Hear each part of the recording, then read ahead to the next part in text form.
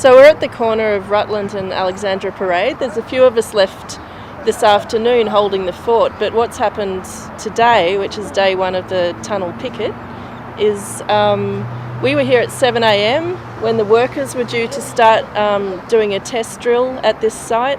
We're here to slow down or stop the drill because residents and people of Melbourne are opposed to this terrible east-west tunnel link project. So we came down, the guys did stop work when we arrived, and we've stayed here, we've let them know that we're not going away, and eventually they left late morning, and we're just here for the rest of the day to make sure they don't come back. But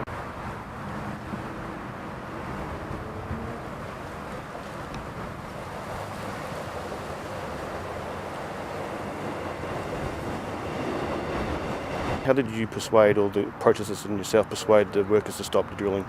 I think it was just about our presence. We obviously were very respectful and peaceful, and we didn't insult the workers or anything. At one point we did go into the cordoned off area, and I think that to them presented enough of a health and safety risk to make the moves to stop work. It took quite a few hours before they left the site, and a few of us are still here just in case they come back. Hi, I'm Paul, and I'm a member of a community group called RATS. It's an acronym for Residents Against the Tunnel, but we more importantly like to think of ourselves as Residents for Alternative Transport. And we've got together in order to try and fight this ridiculous decision to implement this tunnel project, and we'd like to see the public transport alternatives investigated by this government. So we meet on a regular basis, and we're a group who are very much involved with this picket, but we're also here as individuals, as members of the community. How might this if the east-west tunnel were to go ahead, how might it affect you, Paul? Do you live nearby? I do live nearby. I live in one of the neighbouring streets, Noon Street. While myself and my wife are relatively unscathed, we're both very opposed to the way that the members of the community have been treated in this area, especially those who, while some are being inquired, it's the people who are very close to where the proposed tunnel will go, who are, there's one gentleman I know who's going to have the flyover 13 metres from his front door, and there's no compensation for this friend of ours. Equally, there's another couple of friends of ours who are going to they'll be looking at the tunnel. It'll be about no more than 25 metres from their front door. It will go, all they'll be able to see from their backyard is the side of the tunnel. Their backyard is currently a beautiful area, but they won't be able to hear a thing in their own backyard, probably in their own house once it eventuates. And how might it affect you? I believe you have a home nearby. Yeah, so I live at Alexander Street, just at the top of Collingwood. Obviously, just personally to me and my family, we will be affected by increased noise, increased congestion, not being able to cross over at the top of Alexander Street. But then also the exhaust pipes that are going to be placed on Gold Street right next to the primary school are going to concentrate 4 kilometres of exhaust fumes into two separate locations, which the LMA, the Linking Melbourne Authority, and the EPA, the Environmental Protection Agency, I think, have both said won't consider any kind of filter because they're going to apparently pump enough air to dilute the pollution, which is just not a reasonable answer. So that's actually quite a poorly thought through environmental plan. Okay, what do you think the government should do as an alternative if they don't go ahead with the east-west tunnel?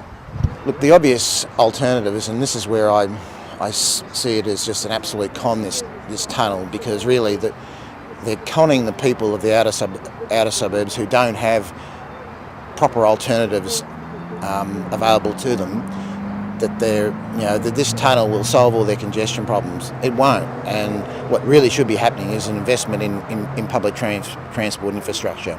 And that's not just the Doncaster Rail Tunnel. It's not just the airport link.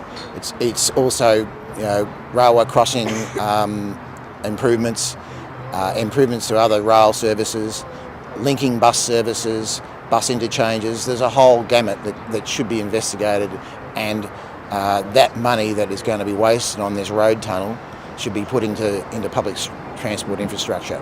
Okay, the unions want us to go ahead, the CFMEU and the ETU, and they've talked about jobs. There's not many infrastructure projects on at the moment in Melbourne, and it's very important that their members get jobs. Did you think these other things that you just mentioned could provide as many jobs or more jobs? I'm sure they could, and there's plenty of jobs in developing railways and other projects, overpasses and underpasses for rail intersections, trying to take the rail system away from the roads. I mean, there's so many ways we can improve the congestion issues without building this tunnel and develop public transport infrastructure. There's plenty of jobs in that, and in long term, you've also got the jobs that occur on an ongoing basis. Once they build the road, they're going to have a toll machine which will photograph you and collect your money, but trains and buses and other infrastructure for the public transport system, that provides more ongoing jobs for people, and that's the beauty of developing public transport, apart from the fact also that it will genuinely relieve congestion and assist the people in the greater community. Okay, today's the first day of the protest, and you're going to be at the protest tomorrow. What level of protest are you prepared to do to try and stop this project going ahead? As much as I possibly can. I mean, without I'm prepared to put my body on the line to stop machinery from being used, and if that is where it comes to, then I'll undertake that action. But I'm planning on being here tomorrow morning and the morning after that, if that's what it takes, and the morning after that. Because I think that this is just going to be a disaster for the whole state of Victoria, for Australia, for the climate. It's just a wrong project.